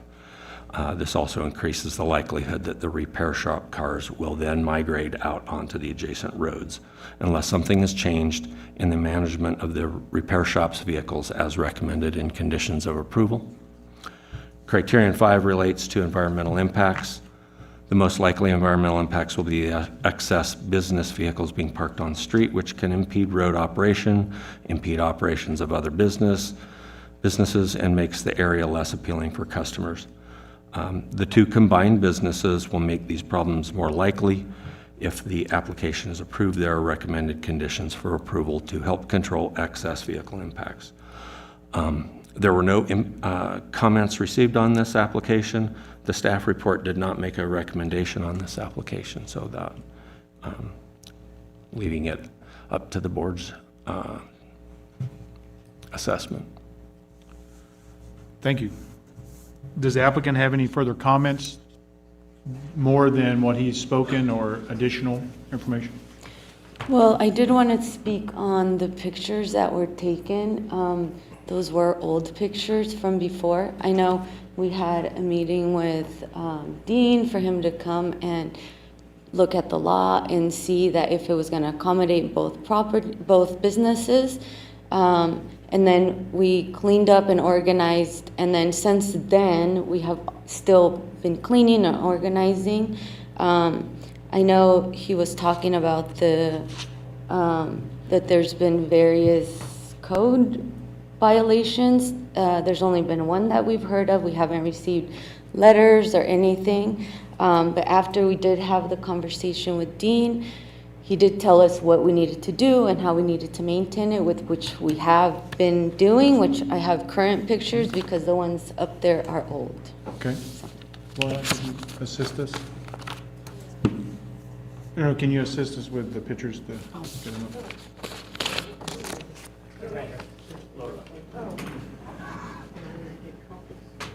Thank you. That's the first part. The second part, we wanted you to comment on if there's any code enforcement there. So I asked Lorelei with code enforcement to comment. Do you have any comments? Lorelei Lee Barron, Churchill County Code Compliance Official for the record. Yes, there has been a history with code compliance involvement at this particular property and an additional property that they recently purchased. And after having a sit-down meeting with Ms. Barbara, we have noticed, as of today, when I went out and performed an inspection, that the area around the property, the easement area, is clear and free of vehicles, including across the street from the store frontage. And the front area of the property, in front of the building to the front property line where the fence is has minimal vehicles parked into it. So I do notice, since we had a meeting, that there has been some improvement. Thank you. Can you express to us when the meeting occurred? Approximately 2 weeks ago. Okay, thank you. I did a site visit myself this week, and I do concur with Ms. Lorelei's findings of the property being clear and free of debris and organized in a manner. Does the commission have any discussion? Yeah, Jeff Goings for the record. Ma'am, the lot that you have in Reno that you are currently using now, how many cars do you typically have on that lot for sale? I really didn't have very many, maybe 15 vehicles for sale. It was room for more vehicles, but I didn't have very many. So you'd say about 15 is what you had? Mm-hmm. So I'm looking at your proposal here, and you're showing an area for about 6. And my concern is if you had a lot in Reno that held 15 cars, we're trying to bring 6 of those back, and we're already having some problems here. I'm wondering, I don't see how you're gonna be able to do this space-wise. I don't see it working if you're gonna have 15 cars. And I think Dean actually made that comment in that you wouldn't be able to store any more cars, per the recommendations here, than you're able to, as cars sail, then you can bring more cars in, right? Yeah. So what is your plan with those over the cars that are not gonna be, you have 15 in Reno, you've only got 6 spaces here. That's normally what I would keep. I don't have that many anymore. We're trying to condense the business, so the sales part is not going to be our main business. It'll be the body shop. So I want to have a few cars for sale, just because I want to maintain my my license for the dealership, and I'll sell a few of them. But our main business is the auto body shop. And for space-wise, the auto body shop, we have a lot of cars come in and out. So, there's cars that don't sit there for very long, maybe a couple days, maybe a week. So it's like, rotating cars all the time. So can we go back to that aerial photo as well, please? So I've been kind of doing some counting, and I come up with that you have, what you've got dedicated in this particular plan that you've drawn here is about space for 44 cars other than the cars for sale or customer parking, or I'm assuming that's employee parking. And I didn't do a head count on that, but it looks to me like there's a few more than 44 there, not including some of the, some of the other larger trucks, I'm assuming trailers, whatever. I'm trying to figure out how all this space is going to work and not be able, and be able to keep it contained in that area that we're at right there. Our goal is just to maintain the front of the shop clear and clean. And we're not gonna bring any more cars. We're not buying any more cars. We're like working and finishing what we have. And the reason why we're planning on moving here is because we don't wanna we don't wanna travel anymore. And on your question, that's an old picture. Most of those cars are gone already. Those big vehicles are gone. Like, I don't know if you saw in the picture that I provided, it shows all that is gone. What we have, what we're working on is what we have on those pictures right now. We don't have any fifth wheels parked behind the shop. We do have a little small trailer, but that's gonna be a job that we have to do. But everything is like, in this old picture, you see a bunch of cars, but right now the front is really clean and the back is like really nice and organized. And I'm scheduling my work like really good, so I'm not gonna bring any cars that I'm not gonna work anytime soon. We understand. Is there any other discussion? Scott Nelson for the record. So that's the old, that's what it used to look like, right? Can you go to the new picture, Lorelei? I don't have the new picture. Just the ones that. Who's got the proposed parking that was just up here? This one, yes. And this is what you guys are proposing? Yeah. And you can operate this business based on this plan? And you're confident in that? You don't need any more parking? We don't want to. Because if we grant this special use permit, that's what we're granting. So there can't be cars on the street, there can't be cars on car lane, there can't be any of that stuff anymore. Yes, sir. You guys submitted this, you gotta live with it. Yes, sir. Easy, right? Okay, thank you. Any other discussion, comments? Mr. Hyde? Yeah, Mr. Chairman, Mark Hyde for the record. I want to go on record saying that we support businesses in Fallon. We want you to be successful. Thank you. We're thankful that you're here. And I think what Scott Nelson is saying is spot on. Our whole concern here is that your business be confined inside. And it seems to me that you're showing forth good faith to make that happen. Yes, sir. And so I just want to say I'm very much in support of it, if you can keep everything confined and not Yes, sir. spill We out will. into the street. So thank you.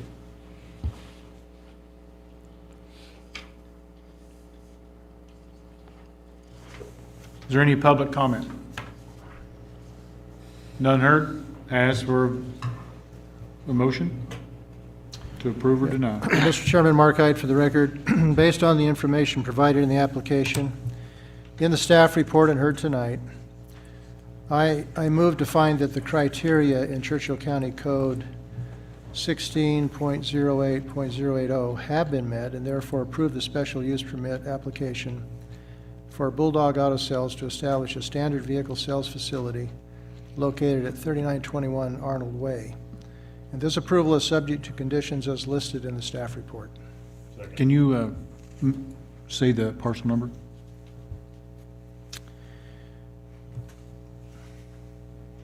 Oh, I'm sorry. Yeah, APN number 008-411-55. Mark or Scott?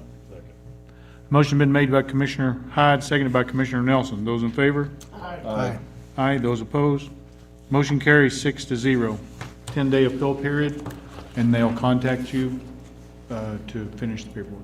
Perfect. Thank you, guys. Thank you so Appreciate much. Good luck. Thanks.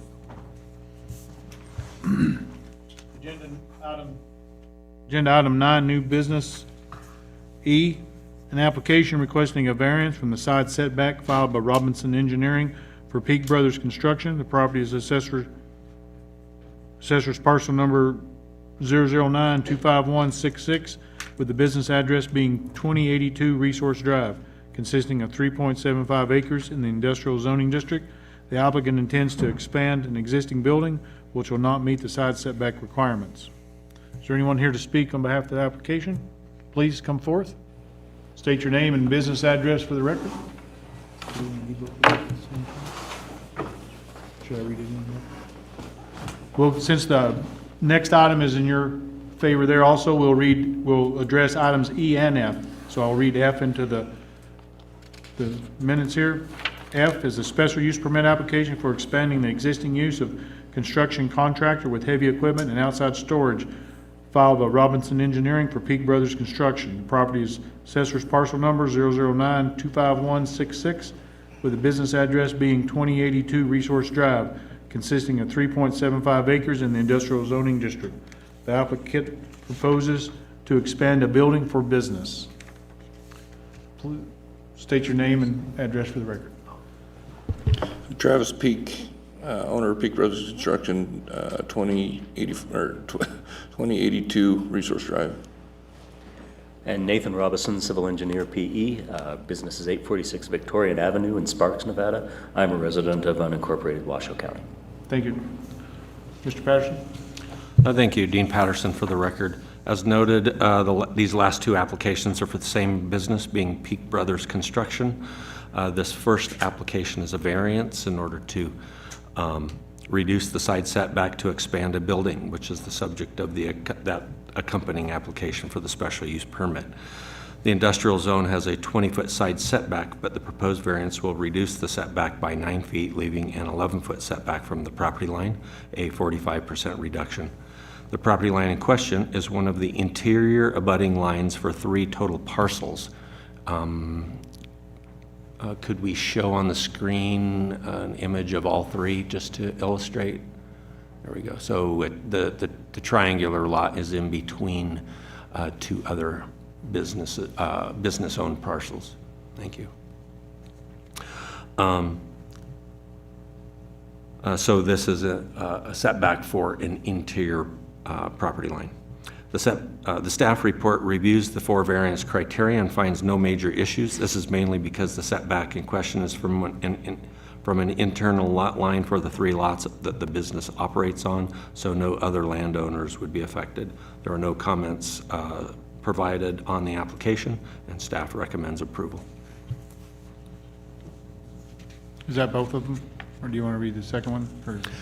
Would you like me to go on to the rest of it? All right.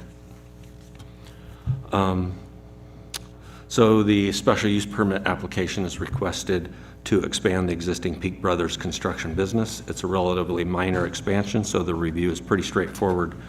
The 5 special use permit criteria are reviewed in the staff report. Criterion 1 relates to compatibility with the surrounding land uses.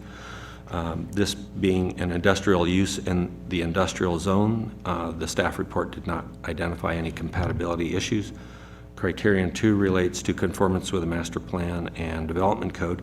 The main issues that the staff report identified relate to completion of code requirements for the initial development. This includes landscaping, outdoor material screening, and documentation of the commercial septic system for the existing office. Staff recommends that conditions of approval require these code compliance items be finished. In addition, there's the matter of the setback for which a variance is proposed for the new building addition. And lastly, I need to point out that the staff report discussion about parking incorrectly describes the building addition that is proposed. The existing shop building on the property is about 7,500 square feet and will be enlarged by approximately double. If you can see the, if we see the air photo, it can illustrate it a little better. Thank you. So you can see the building on the triangle lot and then the concrete pad next to it. And Nathan, that's the area that the building's going to be on, correct? Yeah. So it'll be approximately doubled in size. However, this doesn't affect the parking situation because the business site has extensive space available for parking and loading. The other three criteria relate to not overburdening public services and infrastructure, road and traffic impacts, and environmental impacts. No major issues on these issues were identified in the staff report. The building department had comments, mainly the main issue related to the follow-up on the commercial septic system. Staff recommends approval. Thank you. Does the applicant have anything they wish to add that's not been presented or written? There you are. Nathan Robinson for the record. Briefly, I've worked for a lot of commercial operations, and Travis runs a really tight ship over there. I was just there today, taking measurements. Electrical panels are all in order and really well labeled. Goes pretty well down to the ground of how it's run. I think there was a good faith construction under a set of rules which were maybe a little unclear, and we have been blindsided by some of the things that have come up. We are moving aggressively to correct the septic system. That's a state-regulated commercial septic system. We've already prepared, gone to pretty extraordinary lengths for it. But I do want to express on behalf of Travis that he felt like he was operating well in compliance and even ahead of compliance. It's a well-landscaped, attractive area, and we were, at least to my knowledge, not aware of a deficiency in things like trees that are required. My last note is that there are technical problems out there that are unique to the quite remote. It's not great soil, it's really bad water, and it's actually hard to get things to grow on a reverse osmosis system without pretty extraordinary measures. The fact that there are some bunch grasses and yucca plants and attractively arranged rocks in an NDOT fashion, I think demonstrates that we're on the same page here. And I'd like to suggest that, that Travis's operations be sort of grandfathered in by complying with the spirit of the law, even if there are a few things that we can improve on, that we certainly recognize and move forward on. Last note, staff's been really helpful, and thank you for guiding us through this, filling out applications out of the blue. The building department's jumped through some real hoops to let us apply for things simultaneously instead of having to wait for them to go in sequence. So I do think that Churchill County's gone above and beyond too. We're all working on the same team here. Thank you. Thank you. Do you have anything else you'd like to add? Pretty eloquent. And so, first of all, I being here and being in this situation, I can't help but I'm a little frustrated, to be honest with you, for numerous reasons. Anybody that knows my history, I was in Fernley for some time. That's where my business was from. And I moved to Churchill County because of the business unfriendly environment that was there. I moved everything and sold property there. I don't even own anything there, got out of it. And up to date, Churchill County has been phenomenal. Actually, I was very, very appreciative of when they found out that I was actually moving my business there, I was actually called by the city manager and I was told that they appreciated me and that they would do anything they could to help me out. And I appreciate that very much because that was something I never got from Fernley at all, period. It's starting to change a little bit, but some of the issues that we're dealing with as far as so this is an old picture, very old picture, or I shouldn't say very old, but there's been a lot that's been done in a short amount of time that's been there. It's kind of my personality. I don't like waiting around. And so as far as what you see from landscape and stuff, realistically, we were never told that we needed to go do landscaping. Permit didn't call for it, there was no requirements as far as what needed to be done in it or whatever. If you actually go out to this property and go and look out there on the front of this thing, there's landscaping all the way around my building. There's landscaping out in front of it. There's a big retaining area. Everything drains down to this retaining area. No water leaves this property. All that was done by me on my account with my money, and never anybody ever asked anything for it. I lit this property up, which has become an issue as far as I keep hearing about it, but I've never seen a wreck. I've never seen anybody from NDOT's ever say anything about it. Nobody has ever had any issue whatsoever. But what I will tell you is all my neighbors around me have all been broken in to, except for me. So that the measures that I've taken to make sure that we're secure and to make sure that we are trying to go above and beyond, whether it be putting in curbs, gutters, going and putting in landscaping, going and putting in the things that I can. And like Nathan said, the osmosis system that we had to do. I mean, we have to add minerals back into the water just to get stuff to grow. It's that bad. It comes out green, which you can imagine what it does to all the toilets and whatever else.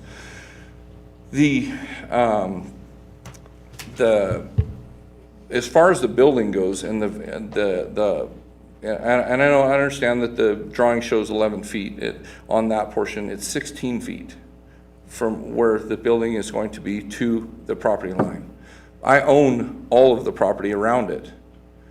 So the existing concrete that was permitted there originally is what I'm building on. I'm not going any further than that. And so that was one of the big things there. So and if you look at the property line on the other side where the existing shop is, it actually encroaches closer on that side. And this is all within a certain amount of time. What, 3 years we've been there now? So the septics, go back to the septics. I do this for a living. So this is what I do. Big grading, big utilities, all that stuff, septic systems. One thing I didn't realize is in Churchill County, I put in small septic systems years ago, but one thing I didn't realize is that was an NDEP situation. Now, to even infer that those septic systems were not submitted and approved and went and were looked at, I take big issue with that, because that is not the case. That happened. And so whether there was documentation on it or whether there's somebody who didn't approve, somebody didn't do, I don't really know, and I don't really care, to be honest with you, but I don't like the inference to think that maybe that we did something out of whack, period. So I've gone over and beyond to try to make this property nice, to do the right things, to put up, when we were asked to go and put up the privacy fence on the one side, we did that.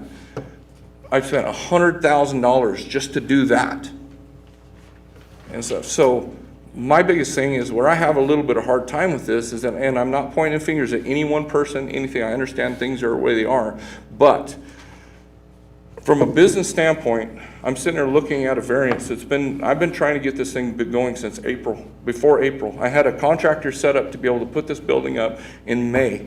And I've been going through this whole thing for however long. If I was a Polaris, or if I was somebody else that was sitting back and looking to do work in Churchill County, and I'm sitting there running the numbers of what I'm not making right now, I'd be a little bit miffed and a little bit frustrated, to be honest with you, because time is money. And the thing about it is that you're talking about, I'm 16 feet to my property line on that portion of it. I get there's a variance, but in the same respect too, I own the other side of it. To get me to sign a piece of paper to go and say, acknowledge it, and I will take and sign it off. I will, if I ever sold it or whatever else, I will, I'll make sure that that's deemed within the property, within the description, whatever else. And then to this variance, as far as that I'm building in a building and I'm expanding on this whole thing, to have to come before you and come and ask if that's okay, when all it is a fee of what, $350? I'll pay that fee.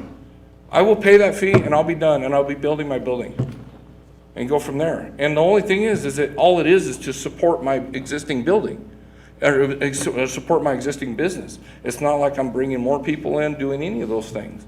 So again, I'm not pointing fingers at any one person or anything like that, but this whole process in some respects has been a little bit hard for me, and I know Nathan's been wanting me to use constraint a little bit, so I hopefully you guys take that into consideration. I'm trying to be. Thank you. Okay. Thank you. We are speaking about the two matters that are on the agenda. We don't know too much about the items that you may be disgruntled about. That might be between you and staff. However, does staff have anything else they'd like to add about this? Does the commission have any discussion? Maybe more comments than discussion. I think this board pretty much knows how I feel about trees out there in that desert. I forgot to talk about the trees, sorry. And so we can't fix that here. You're gonna have to file for a variance on that as well. But I can promise you that we've got trees over here that are not going in across the street as well, because we all know that there's not much room for a tree to grow out there, okay? But back to... I'll be honest with you, if they would grow, my wife would be planting them. I'll be telling you that. Believe me, you'd be the only one that's got a tree out there, I think. So, and back to what you're talking about on this variance here. So I think, and please let me know if I'm off track here, but the reason we're asking, or they're asking for this variance, is because it's not meeting code. So it's not that we're trying to deter you. You had to come before us because it's not fitting in county code and how it's written. And so we're needing to give you a variance off of that code. I understand. Okay, and I think if you wait around long enough, you might find that you don't need to do a variance on the tree, but we'll find out about that later on down the road. The property setback I have less issue with, other than that it's an existing slab. It's an existing foundation that's being used that was permitted at one time. So all I'm doing is changing that, but that I have less issue with. But that's why I'm just so that everybody is clear here that the reason we're doing this is because it's not to code, and then they're asking the board, you're basically asking the board to give you a variance from code. Right. Am I correct on that, Joe? Is it close? Okay. Mr. Hines? Randy Hines for the record. I'd just like to reemphasize, right, that is your property adjacent to that setback you're trying to get the variance from. Yes. If you sell that property, that's where it comes from, right? An easier solution for this situation would be a boundary line adjustment to make sure that you have your 20-foot setback. I understand that there's plenty of room. I built many things, and so there's plenty of room for a fire lane between the two, between the property and that. At 16 feet, there's more than enough room for a fire lane. Mm-hmm. So to say a 20-foot setback or 20-foot area is, and there's nothing built on the other property.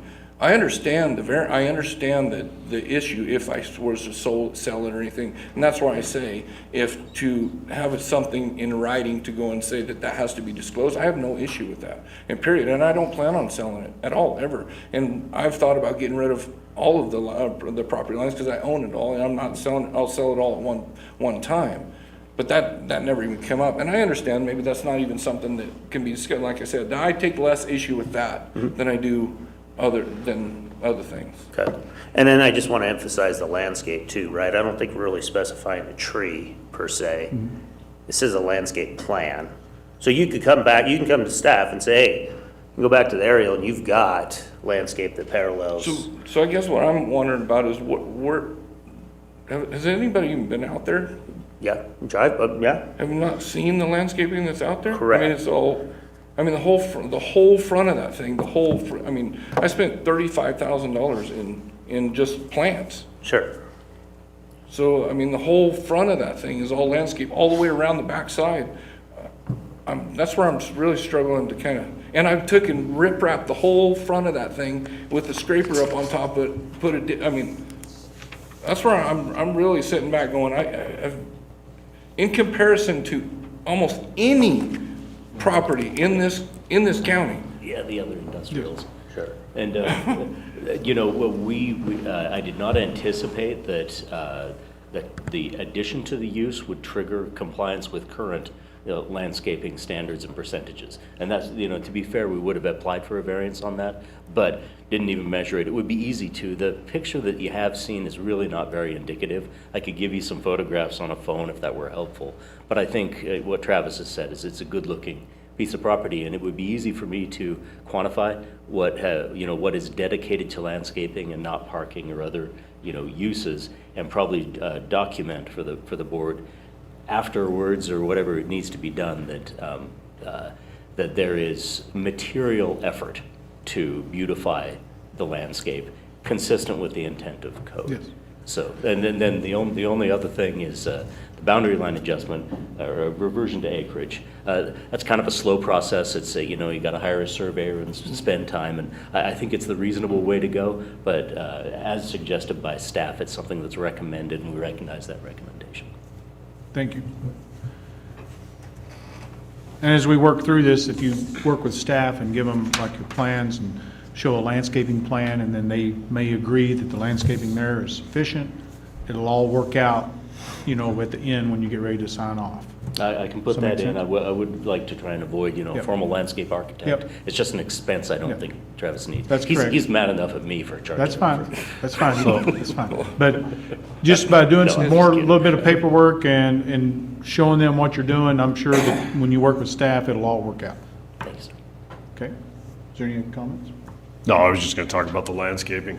That landscaping thing's pretty broad. You really need to read that about antique equipment, boulders. I mean, there's a lot of different things you can do. I don't think you need a landscape architect. I think you guys could come up with something that would be plenty sufficient with Dean. Thank you. Or already have some. I think they've already. Yeah. Most of it's done, and I don't think you need a tree. Yeah. Is there any other discussion on items E or F? Is there any public comment on items E or F? None heard. I'll ask for a motion for item E first. We'll vote on that, and then we'll vote on item F. Mr. Chair, Zach Bynard for the record. Based on the information provided in the application, staff report, and heard tonight, I move that we find the criteria found in Churchill County Code 16-08090 have been met, and therefore approve the variance for the application for Peak Brothers Construction to reduce the side setback on APN 009-251-66. This approval is subject to the conditions listed in the staff report. Motion been made by Commissioner Bunyard, second by Commissioner Nelson. Those in favor? Aye.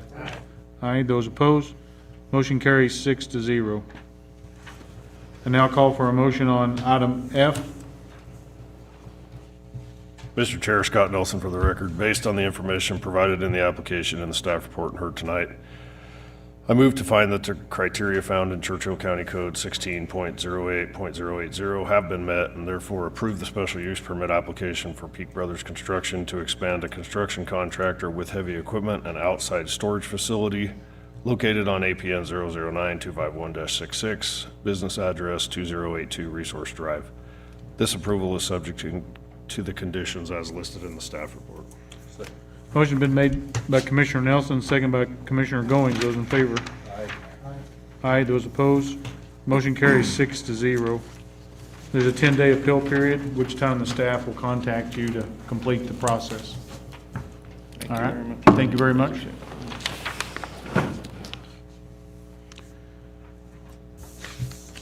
Agenda item 10, code changes.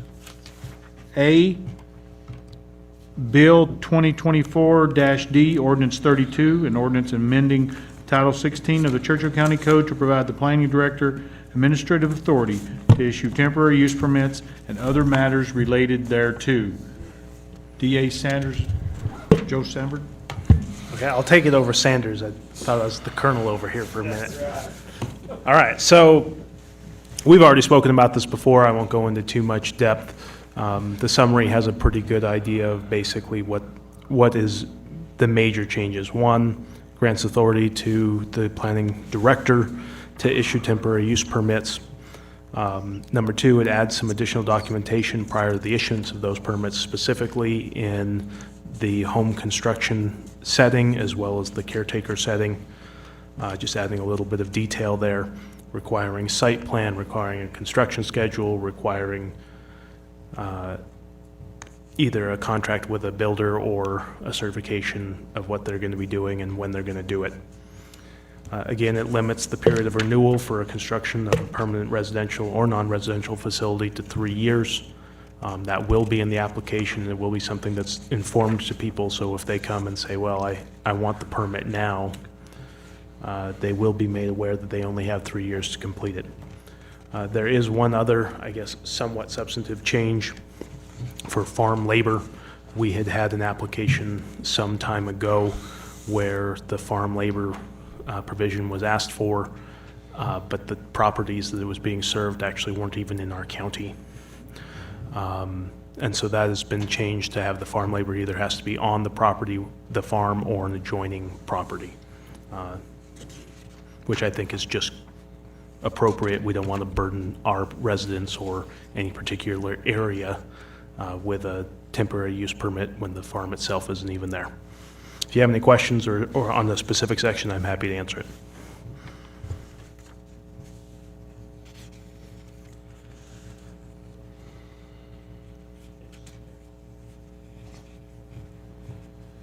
Is there any discussion or questions from the commission?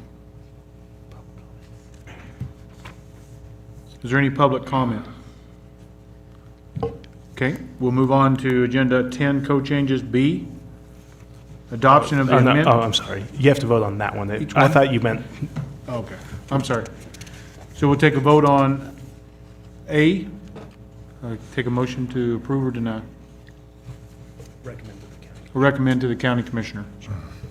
Mr. Chairman, Jeff Goings for the record. I move that we recommend the changes from Bill 2024-D, Ordinance 32.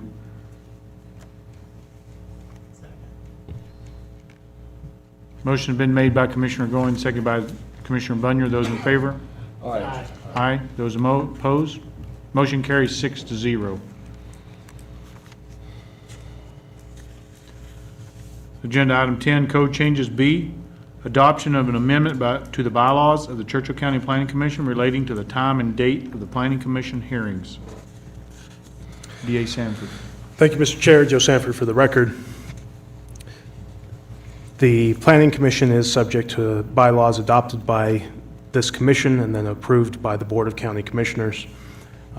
In this particular instance, we were looking and have had discussion about the ability to move the time and place and date of this meeting to meet the needs of the board. Previously, regular meetings were scheduled according to the bylaws to be on the second Wednesday of each month, with a potential of a workshop on the fourth Tuesday of each month. This amendment would allow for this board to set an appropriate meeting date that is appropriate for this board and the public at its convenience. Additionally, the workshop will be allowed to be a special meeting for more than just workshop purposes. It could have deliberative nature and adopt changes as needed.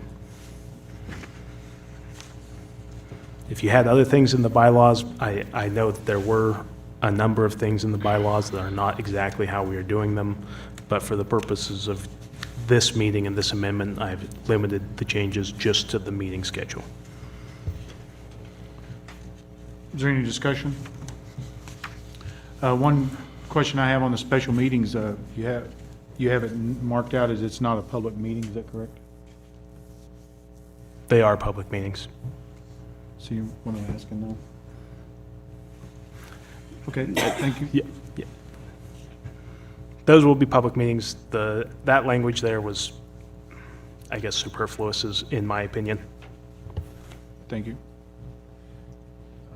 Go ahead. Now, Jeff, I know we had this discussion at the staff meeting, but again, we were wondering about the regular meetings. Are we going to, is the plan to set that date and time at the previous meeting, or is that something that's going to be set via planning department? So the next item on the agenda is setting a regular date and time. Okay. And that will be the regular date and time when the meeting would be scheduled, absent the members of this commission specifically saying we want to move to a different time, or some sort of emergency that requires it to be moved. Any other discussion? Is there any public comment? Mr. Patterson, do you have something? I ask for a motion for approval? Yeah, or Mr. denial? Chairman, Mark Hyde for the record. I move that we adopt the amendment to the bylaws of the Churchill County Planning Commission relating to the time and date of Planning Commission hearings. Motion has been made by Commissioner Hyde, seconded by Commissioner Bunyard. Those in favor? Aye. Aye. Those opposed? Motion carries. Agenda 10, code changes. C, setting a regular time and date for Planning Commission meetings. D.A. Sanford. I'll turn it over to the board here, but this will be setting the regular time and date for these hearings. The previous discussions had been to just move the date and time up 1 hour to 6 o'clock on this same second Wednesday of the month, but it is up to this board for its convenience on when it would like to meet. The only comment I have is the school board meetings are on Wednesday, so if the citizens had a business here and business there, or wanted to be at that for some reason, they could conflict. I do, and that's the only other public meeting I know of conflict. The other question, is there anything else that conflicts if we change the day? I mean, this facility is spoken for by any other boards? I mean, it is at times, but I would say generally rarely. So it would be unlikely that the date and time that you would pick would conflict. But there are some rare occasion meetings where it might. Thank you. Does, can I get an opinion from the board as, let's start with the starting time. What is the consensus of the board for the starting time? I think 6 o'clock is. Yeah, I would agree with 6 is fine. Yeah, whatever you guys want, it's fine. Okay, so, I really like 7, but it's tough for me to get back sometimes. okay. 7 works out good for me, but I'll go with majority loss. Okay. And then the date, or the day of the week, would be still the second week of the month? And then the day of the week, do we want to change the day of the week? So, I mean, at this point, I don't think the day has been an issue. I did not realize it was in conflict with school board meeting, but I think a lot of the business that happens here is probably not going to happen. I'm just bringing that. I got you. So, I'm fine with the current date, current day. I was one of the ones that really did want to move to 6 o'clock, though. Okay. Ms. Diane? Chair, I just wanted to point out, if you change the day of the meeting, it will affect the deadlines that we have set for this year for when applications are due and such. Good. So the date would be best to keep it the second Wednesday. I would concur with Diane. I'm good with Wednesday.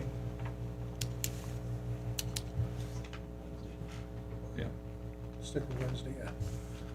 Do we take a vote on that? The date and the time, or it's been agreed on?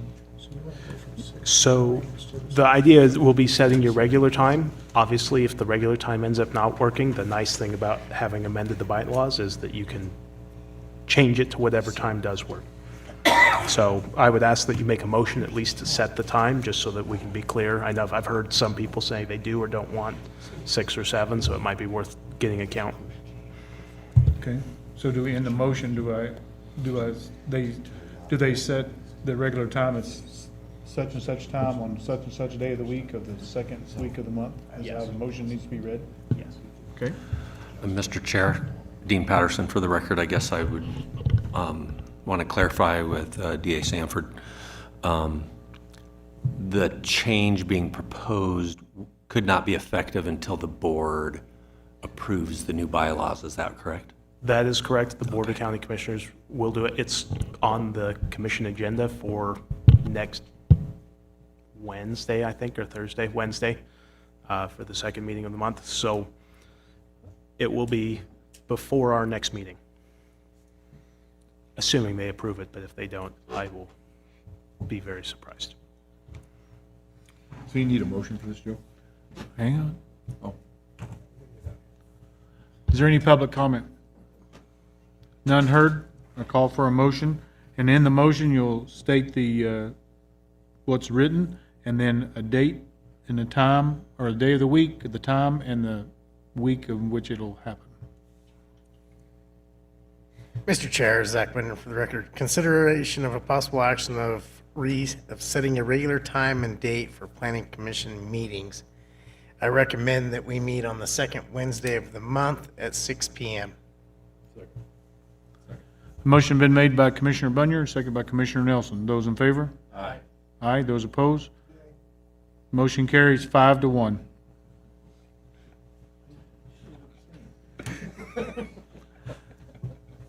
Agenda item 11, consent agenda. Can I have a motion for approval of the consent agenda? Mr. Chair, Zach Bender for the record. I move to approve the consent agenda. Motion been made by Commissioner Bunyer, second by Commissioner Goins. Those in favor? Aye. Aye. Those opposed? Motion carries 6-0. Agenda item 12, public comment. Is there any public comment? Mr. Director Hines? Yes, Randy Hines for the record. I just want to inform you guys that we will be moving to our new address, 270 South Main Street, next Friday, August 23rd. We will open business over there on Monday, August 26th.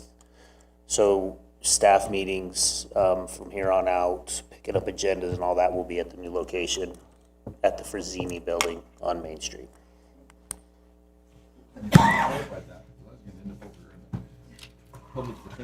And Thank you. it is the Frazzini Building. That'll be the name of the building. Is there any other public comment? None heard. Agenda item 13, the meeting is adjourned, 9:02 p.m. Thank you.